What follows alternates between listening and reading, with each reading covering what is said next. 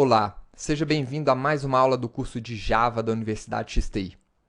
Nessa aula, veremos como hardware e software interagem entre si.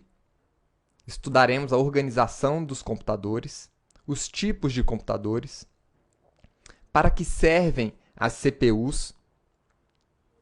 Veremos com um pouco mais de profundidade as linguagens de programação, o funcionamento de compiladores e o que são sistemas operacionais. Na aula passada, nós vimos que os computadores podem realizar uma série de cálculos. Supercomputadores já realizam milhares de quatrilhões de instruções por segundo. Nessa foto, estamos vendo um exemplo de supercomputador. Para colocar essa capacidade de realização de cálculos em perspectiva, um computador de quatrilhões de instruções por segundo, como esse, pode realizar mais de 100 mil cálculos por segundo para cada pessoa do planeta. Na aula passada, nós vimos que a parte física que nós utilizamos, ou seja, o nosso computador, o nosso teclado, o monitor, é chamado de hardware. E os programas que controlam esse hardware, programas esses que podem ser feitos utilizando a linguagem Java, são chamados de software. Mas como está organizado essa estrutura de hardware? Todo hardware tem algumas unidades independente do tipo de hardware, né? Sempre que nós tivermos um computador, ele vai ter algumas unidades de entrada, unidades de saída, unidades de processamento, de memória e de armazenamento. E para que serve cada uma dessas unidades? A unidade de entrada é por onde nós obtemos informações. São exemplos de unidades de entrada: um teclado, um mouse, um scanner para você digitalizar alguns documentos, uma leitora de código de barras. Todos os dispositivos que permitem a você capturar informações do meio externo e levar isso para dentro do computador é considerado uma unidade de entrada. As unidades de saída pegam as informações que o computador processou e coloca em várias saídas, ou seja, você pode pegar uma informação de um texto que foi digitado dentro do computador e exibir isso na tela. Então, a tela é uma unidade de saída. Você pode pegar esse mesmo texto e imprimir ele em papel. Então, as impressoras são unidades de saída. Ou pode ainda reproduzir informações de áudio, por exemplo, em uma caixinha de som. As unidades de processamento, elas, na verdade, é onde acontece a realização dos cálculos, onde você pode efetuar cálculos de adição, de subtração, multiplicação. É onde você coordena e supervisiona a operação das outras unidades. Então, essa unidade de processamento é conhecida como coração, como cérebro do computador. A memória, a unidade de memória, que é comumente chamada aí de memória RAM, ela é utilizada para um armazenamento e acesso rápido de informações. Nessas unidades de memória, quando você desliga o computador, você, em geral, perde as informações que você armazenou dentro dela. Por isso, essas unidades de memória são chamadas de voláteis. Agora, todo aplicativo, todo programa que está rodando no seu computador está utilizando essas memórias voláteis, ou essas memórias RAM.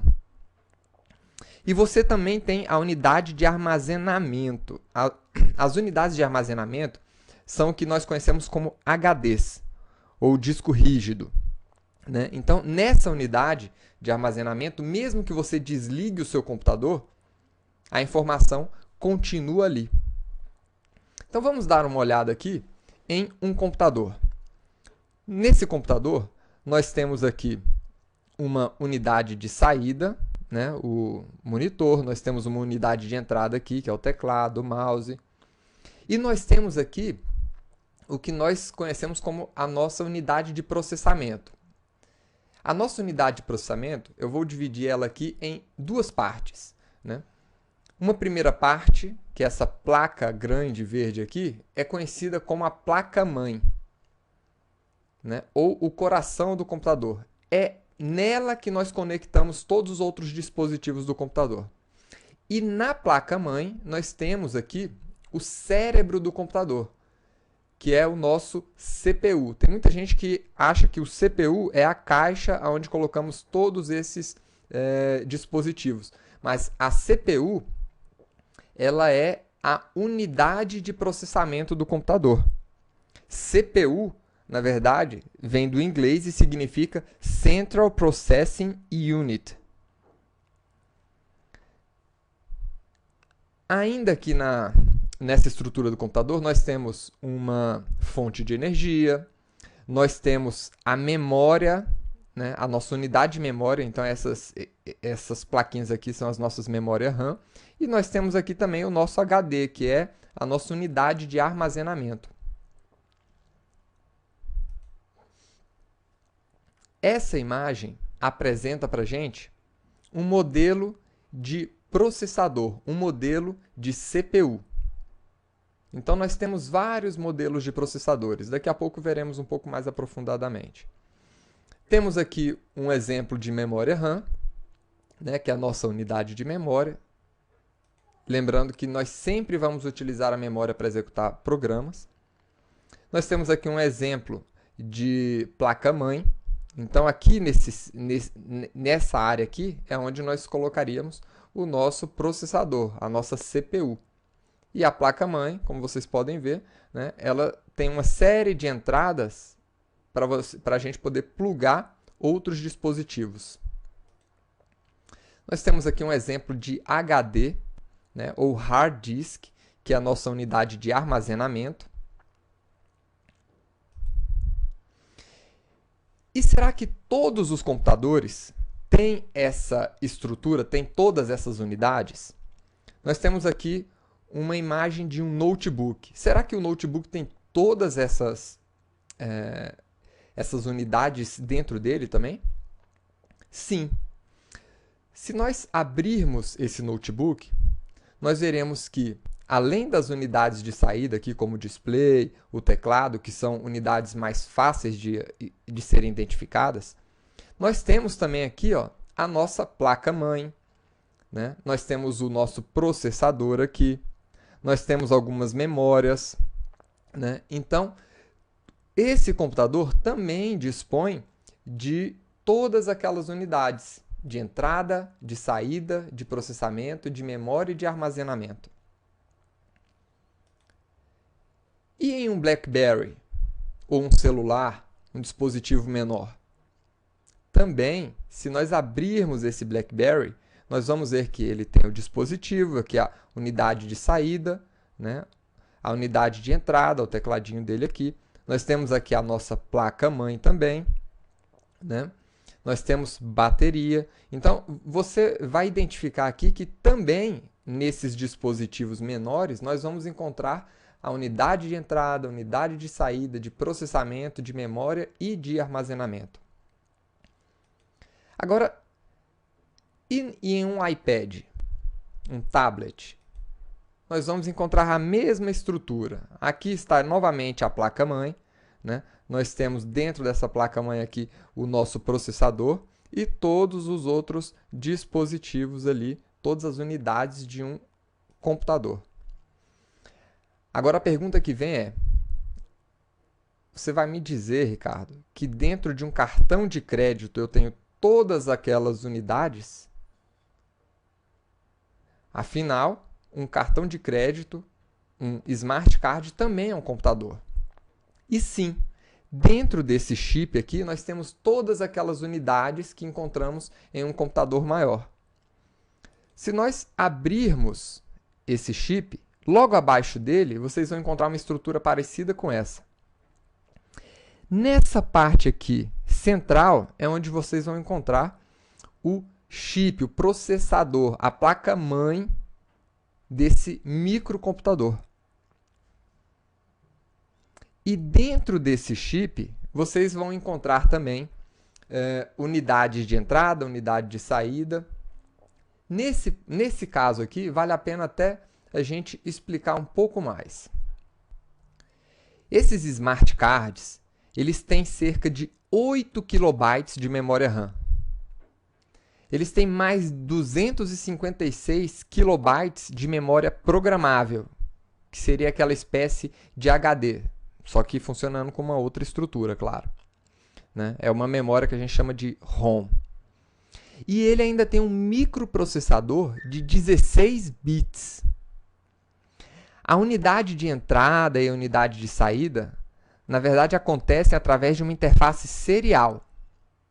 E esse chip, esse microcomputador, ele recebe energia do leitor do cartão.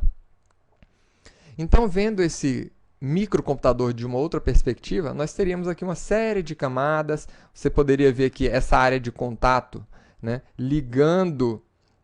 sendo ligada aqui diretamente no chip. Né? Então, sim, o chip também é um computador com todas aquelas unidades.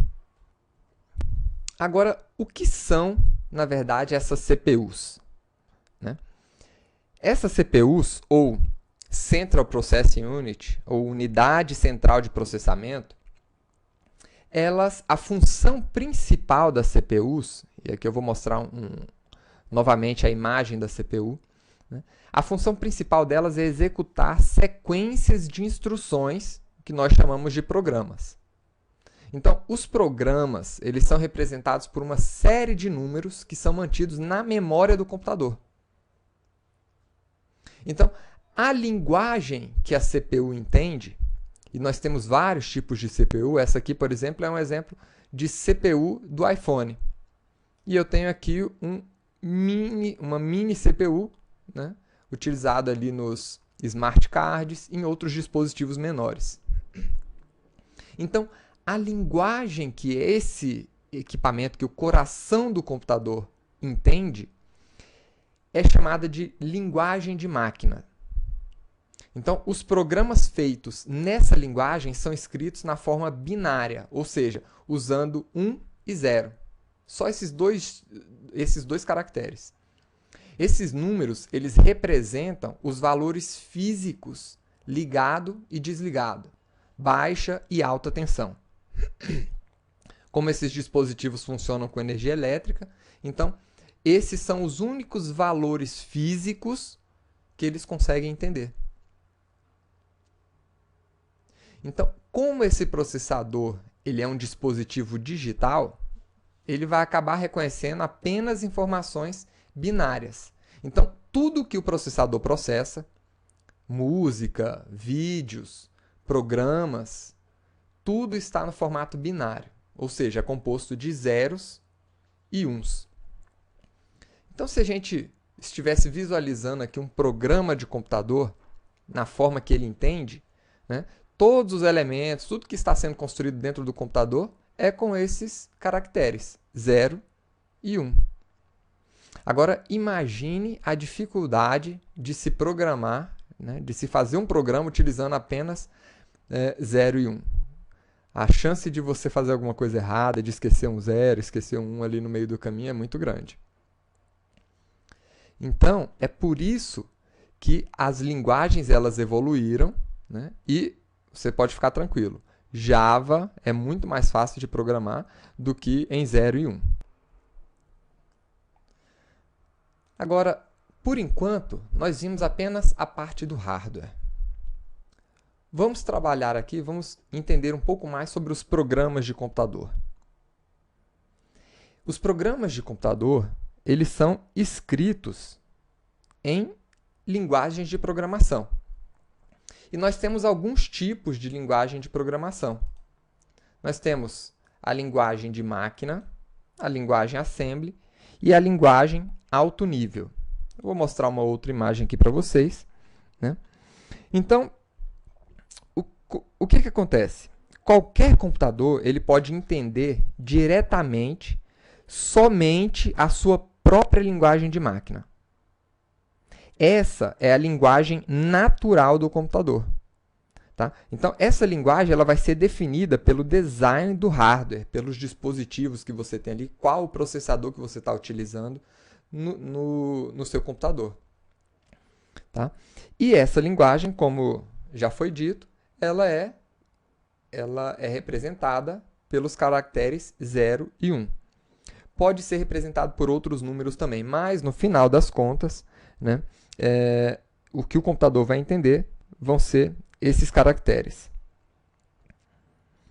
Então, as linguagens de máquina elas são dependentes da máquina que você está usando.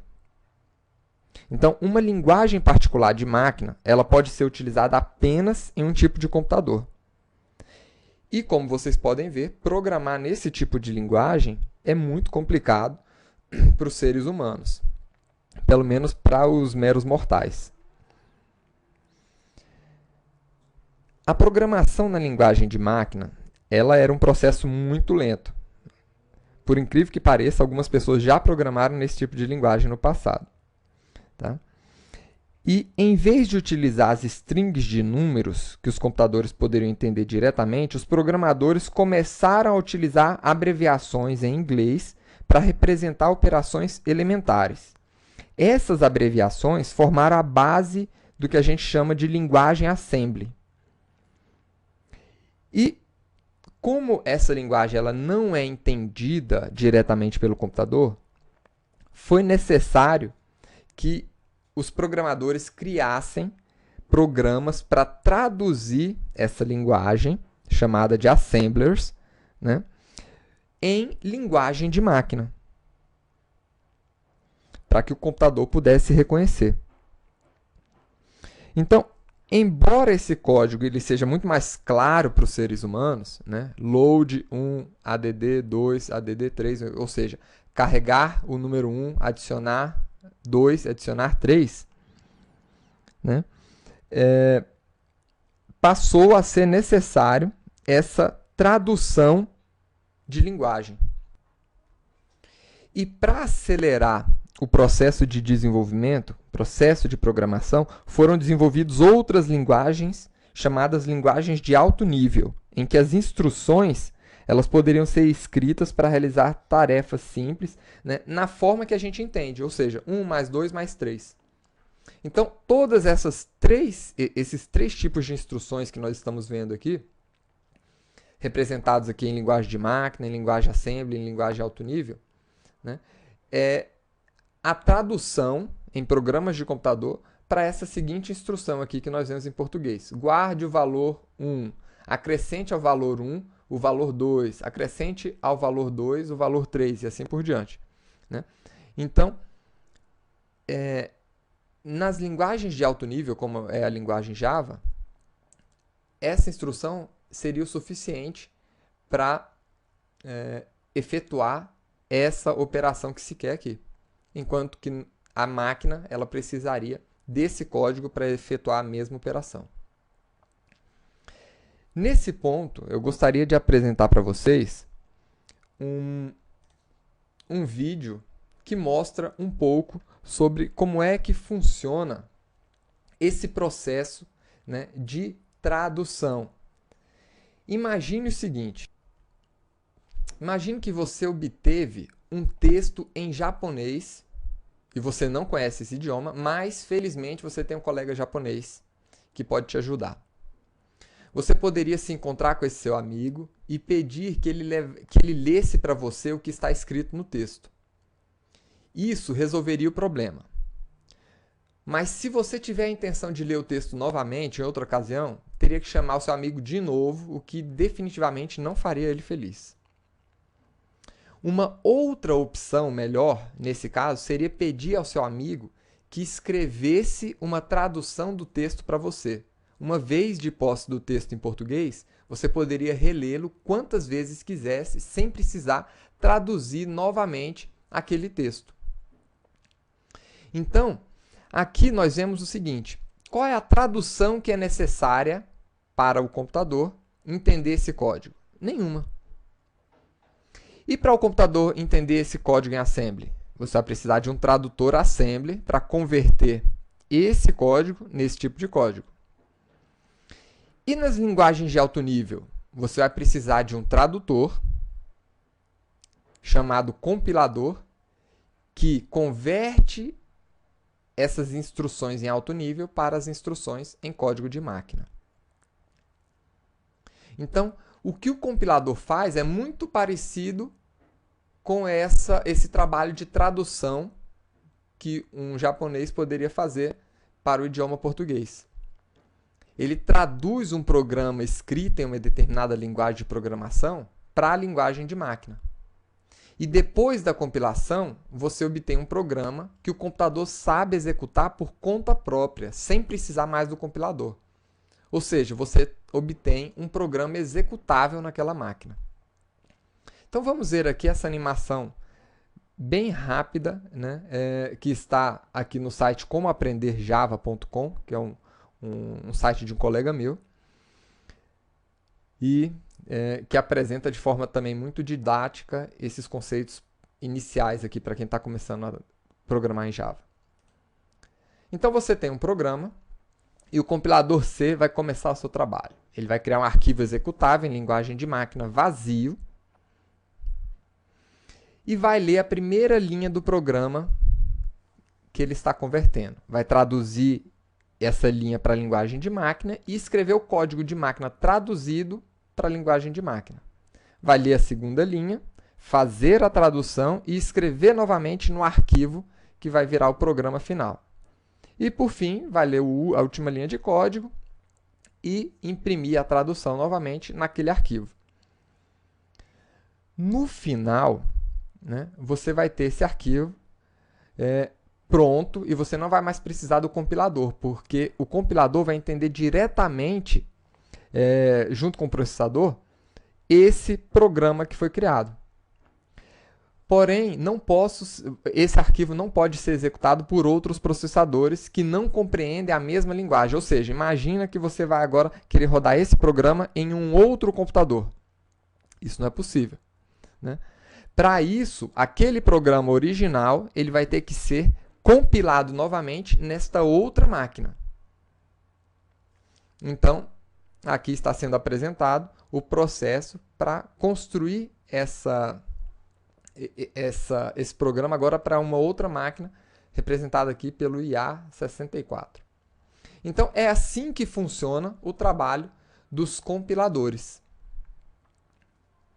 Na próxima aula, nós vamos aprender como